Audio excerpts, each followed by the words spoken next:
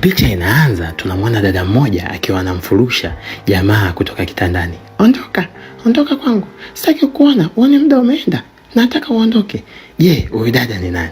Huyu dada ni msichana mmoja mrembo sana na wa maisha ya juu na ana pesa nyingi na muonekano wa standard. Kwa kifupi, si wa kawaida, lakini anakuwa na upweke sana ndani yake, kitu ambacho kinamfanya aweze kuwa ananunua wanaume kwa kutumia ambao walijulikana kwa jina la private escorter, ambapo alikuwa akiwachukua akilala nao, baada ya hapo anakuwa anawalipa. Sasa dada huyu anajulikana kwa jina la Sugar. Dada mmoja hiyo wa kitajiri sana ambaye anakuwa na pesa nyingi na mali nyingi, lakini moyoni mwake kidogo kunakuwa hakuna furaha. Mara nyingi anakuwa na pressure na mambo mengi yakiwa yanatokea kwake. Lakini ghafla jamaa anavotoka anakutana na aunti yake. Huyu ni aunti yake ambaye anampenda sana kwa sababu ni mtoto pekee ambaye aliweza kuachiwa na kaka yake wa kuweza kumtunza. Lakini dada huyu na aunti yake wanakuwa wanarumbana sana kwa sababu aunti yake anakuwa afurahishwi na kitendo cha udada kuwa anachukua wanaume na kuweza kuwanunua, kufanya nao mapenzi, mwisho wa siku kuwaacha waweze kuondoka. Kwa hiyo kitu hiki kidogo aunti yake kilikuwa kinamchukiza sana na alikuwa hakipendi wala kukisikia. Lakini pia tunakutana na wamba hapa wawili. Wa kwanza jamaa rafiki yake na escort.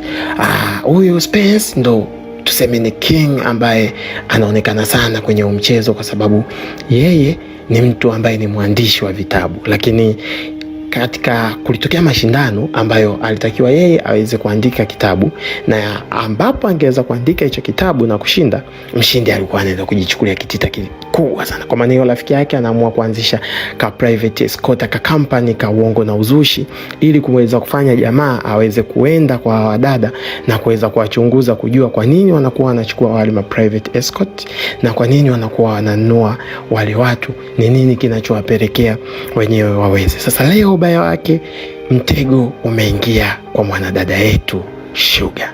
Na hapo tunaona Sugar anaweza kuwa na huyu kaka na kuweza kuingia naye nyumbani, lakini kwa bahati mbaya aunti yake anaweza kugonga mlango.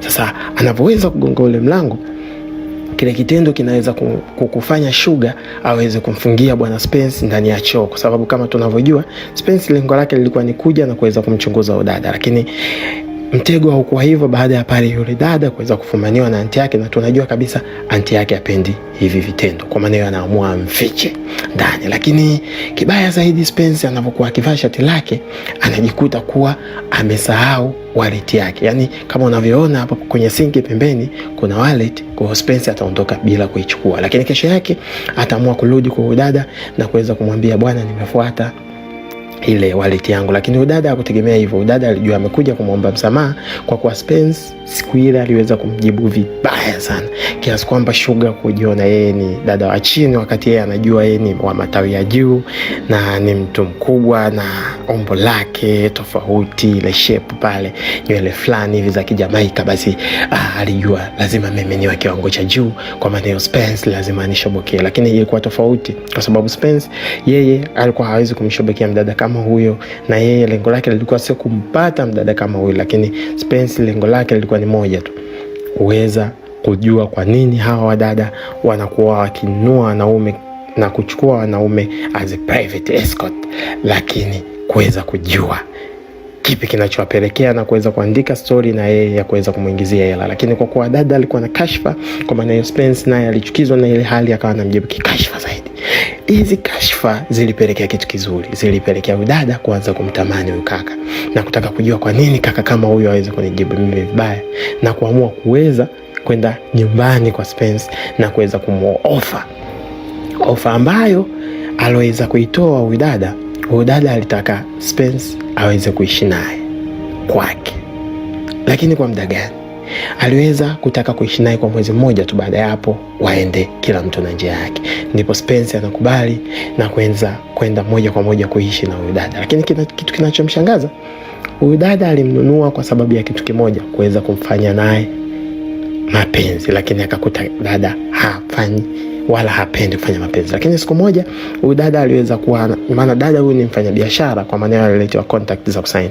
Lakini Spence aliweza kumsanua na kumwambia, hapana, usisaini huo mkataba paka uweze kusoma. Na kumbe huyu kijana tunayemwona hapa anaitwa Frank. Frank alikuwa ni mfanyakazi wa udada, lakini inaonekana alikuwa akimhujumu na kuweza kuibia kwenye kampuni. Jambo ambalo linasababisha na kumsaidia sana udada kuweza kujua kuwa kumbe kwenye kampuni kulikuwa na ubadhaifu wa fedha.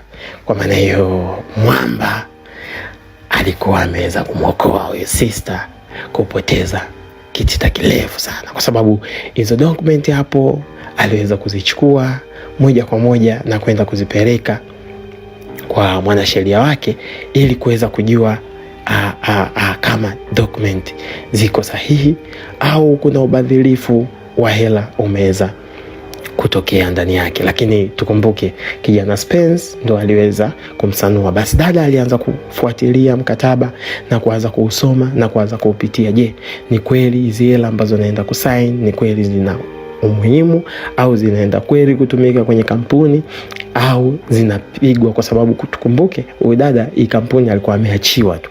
Hapo ndo anapoamua kuweza kumpigia wakili wake, na wakili wake anaweza kumwambia huyu jamaa ameweza kuwa akimpiga hela nyingi sana toka zamani. Kwa maana hiyo Mwamba alivyomsanua dada huyu aliweza kufly sana, na kwenye kufly na kupendana na jamaa akaanza kumsaidia kidogo, ka feeling fulani hivi kakaanza kuingia kati ya mmoja na mwingine. Mambo yalianza kuwa mbaya sana kwa sababu dada aliweza kumwamini Mwamba wetu kuwa Mwamba sasa hivi anaonekana yuko poa.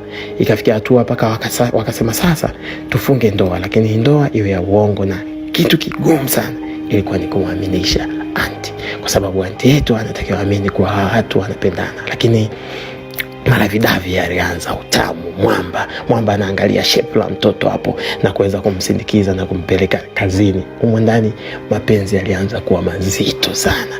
Vijana walianza kupendana kwa hali ya juu na kuonyesha upendo wa dhati ambao ulikuwa ukiweza kuendelea. Mara anamrudisha kazini, anampeleka kazini. Mwamba tunajua hana kazi zaidi ya kuandika vitabu, kwa maana hiyo muda mwingi sana alikuwa anamtumia na dada. Fly ilianza kwenda, yani siku kama tarehe 14 ya Valentine, maua mengi walimwagiana sana wa dada, na kitendo cha kuwafanya wao waweze kuwa na furaha ya moyoni. Kila mtu alionekana furaha na kupenda sana mwenzake, na mapenzi yalizidi kuwa mbashara mpaka dada yetu ambaye alikuwa akinunua tu wakaka na kubadilisha wakaka tofauti anavyoamua kumwambia Mwamba, bwana Spence, kwa kipindi hiki ambacho nimeishi na wewe, mimi bwana nimefanikiwa kukupenda na nataka uwe mwanaume wangu wa milele. So mambo yanakuwa ni ya moto sana, mapenzi yanaanza kuonyeshwa, love zito linaanza kutokea hapo. Mwamba naye kwa kuwa moyo wake ulikuwa tayari umeshaanza kumtamani huyu dada. Kuna kipindi alikuwa akilala anamuota huyu dada, afu dada mwenyewe ni tajiri mzuri, alafu Mwamba ametokewa kuvutia naye kinoma. Basi kunatokea katabasamu fulani, macho fulani ya kuangaliana na kuvutana, lips fulani hivi zikitamaniana, na pap, Spencer anaambiwa, Spencer, mimi nakupenda. Basi bwana Spencer anafurahia lile jambo, anatamani amkumbatie, amchukue, amweke kifuani kwake. Amefurahia, amini kama ameweza kukubali. Mara papo anapewa busu fulani hivi, tambazo, busu fulani hivi la kuvutia. Basi hapo mambo yanaanza kwa Malavidavi, wanaanza kupendana. Lakini shida inakuja hapa ambapo siku moja huyu dada anaenda kwa Spence kutaka kwa rafiki yake Spence kutaka kwenda kumfanyia surprise birthday. Lakini tunakuta Mwamba naye anaingia ndani. Tukumbuke Mwamba alikuwa mwandishi wa vitabu, kwa maana hiyo amekuja kwa rafiki yake kwa sababu alishatoa taarifa nyingi sana kumhusu yule dada, ambacho kitu kinapelekea kaka, kwa kuwa ameshagundua kuwa Sugar anampenda, anakuja na kumwambia rafiki yake, usiposti tena zile takwimu wala usisubmit kile kitabu, kwa sababu sasa nimeingia kwenye penzi na Sugar na mimi nampenda Sugar. Kwa maana hiyo tusimposti, kwa sababu tutakuwa tumevujisha taarifa zake wakati mimi nimeshazama kwenye mapenzi.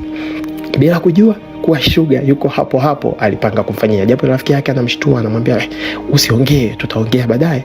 Lakini Mwamba anakuwa na force, nimempenda huyu dada, naomba usiweke taarifa zake, nipo chini ya miguu yako kaka, usiweke taarifa zake, na kuomba usiweke taarifa zake. Mara pap anamnyamazisha, lakini jamaa elewi. Pap yule dada alitokea na kuweza kugombana naye. Ugomvi ulikuwa mkubwa sana na kusababisha dada kwanza kumkataa Mwamba. Mwamba alikataliwa sana alibembeleza sana. Akiingia kwenye gari mwamba mdada hataki, akitaka chochote kuhusu yule dada anakuwa anamkataa.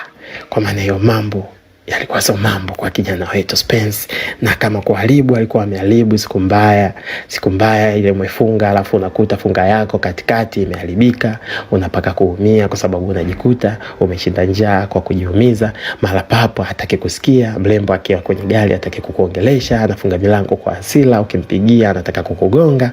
Ile unapata shida, unahangaika, unajaribu kubembeleza hapa bembelezeki, mwamba hataki, dada amechukia, dada haelewi. Lakini siku moja tunakuta aunti anakuja kusaidia mahusiano, kwa sababu anaona Sugar anakuwa hana furaha, hana amani. Basi anaamua kuingilia kati na kuweza kumshauri, kumwambia Sugar, mahusiano ni kitu kigumu sana. Kuweza kukaa kwenye mahusiano kunahitaji malavidavi, kuweza kukaa kwenye mahusiano kunahitaji uvumilivu, kuweza kukaa kwenye mahusiano kunahitaji utulivu na kuweza kufikiria kwa kina, akili matulivu. Ukitaka kukaa tulia, uweza kujibu, na mapenzi hayapo kirahisi. Hicho mapenzi ni magumu. Kwa maana hiyo chochote ambacho mmefanyana na Spence, mimi nilitamani muweze kukaa chini na kuongea na kuyamaliza, kwa sababu yule ni mwanaume ambaye alikuweka kwenye furaha sana. Basi tunarudi huku kwa Spence. Spence hana furaha toka achane na mpenzi wake, lakini rafiki yake anaweza kupigiwa simu na kuambiwa kwenye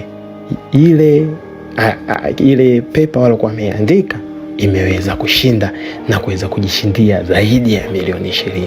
Lakini mwana Spence tunaona hafurahi kuona kile kiwango cha hela ambacho kimeingia, wakati mwamba wake anafurahia, anacheka na kushangilia. Lakini bwana Spence yeye amekaza tu, na kuwa yeye akili yake ilishapenda kwa yule dada. Yeye akili yake ilikuwa ikimwaza Sugar, semeki, hayambiliki, mimi sitaki, mimi siluki, kwa sababu muda wote yeye akiwa anafikiria Sugar, maisha aliyokuwa anaishi kwa furaha, akiona milioni 20 na ule upendo, anaona anaona kala, anaona sina tena haja hizo hela, kama nimepoteza penzi la mtoto mzuri, mtoto la. Kwa maana hiyo anaamua mara pap mtoto wetu anaweza kugonga hodi na kuweza kuingia, basi mara vidavi anaweza kuwaka, wanabusu, wanakisi, wanafurahia. Na hapo ndo mwisho wa movie yetu kali sana. Mimi ningependa kukusii usikose like na kusubscribe, kwa sababu utaweza kuona